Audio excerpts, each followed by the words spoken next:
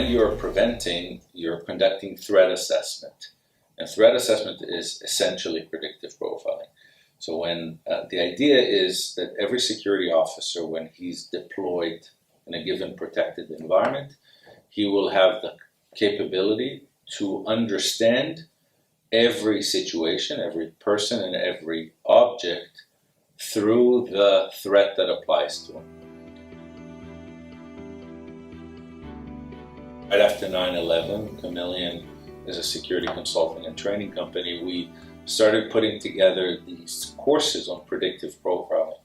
The idea was that we will explain to our clients the kind of tools and methods used in Israel to protect or secure against terrorism.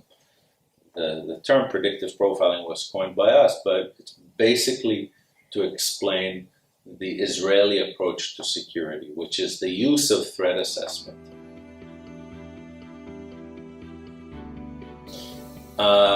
I think the fact that we're the source, that we've came up with the term, and we know it at its very basic level, and that we also know how to apply it in basically every protected environment that you can think of. Chameleon has been delivering training and solutions based on predictive profiling to clients that range from defense departments of several countries, central banks, mass transit, airports, corporate facilities, malls, you name it.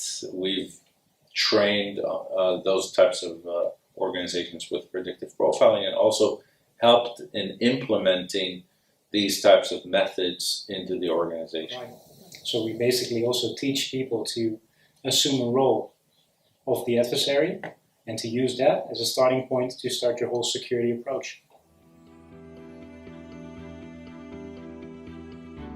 I think the message to every security officer is to understand the responsibility that they have on their shoulders. A lot of times you're put in a position where the routine, you're doing your 8-hour shift, and another 8-hour shift, nothing happens.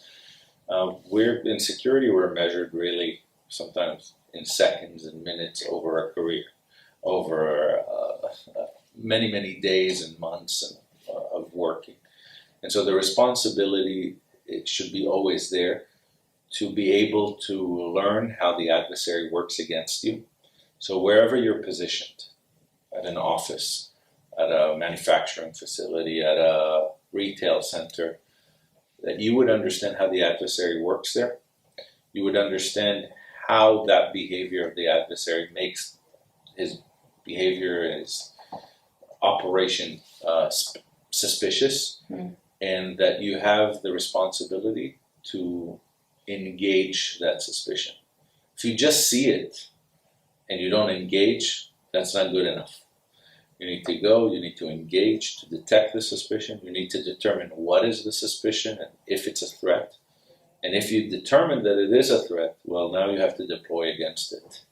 So those elements that you constantly have that level of responsibility, thinking from the adversary's point of view, and then when you see it, you go towards it, is very important. This is how you beat the adversary. There's no real other way to do it. You never know when you approach a suspicion if that person is a good guy or a bad guy. 99.9% of the time, that person who was just suspicious is probably a good guy. And when you're engaging and you're questioning that person, you will find out that there's perfectly reasonable explanation for why he did what he did or why he behaved a certain way. So when you approach that person, you have to do it with a sense of customer service, a sense of you have to be assertive but also nice. So when you're questioning someone who's suspicious, it'll come across to a good guy as they're doing a professional job. To the bad guy, it will come across, they're on to me, I better leave. So hospitable, you could be hospitable and very security oriented at the same time. They're not at odds with each other. Thank you very much. Thank you.